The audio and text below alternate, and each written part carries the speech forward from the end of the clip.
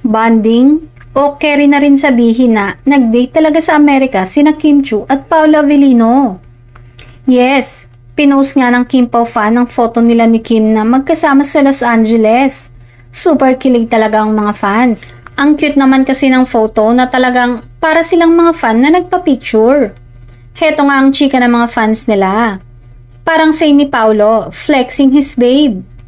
Wow, buti nga pinost agad at hindi pinaabot ng 1 taon. Hindi lang sa rehearsal spotted na magkasama ang dalawa. Pati na rin sa pagja-jogging ay partners na rin sina Kim at Paolo.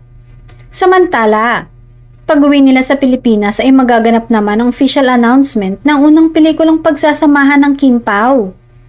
Matatanda ang hindi natuloy ang original schedule ng announcement nito dahil sa bagyong Karina na nanalasa sa Metro Manila.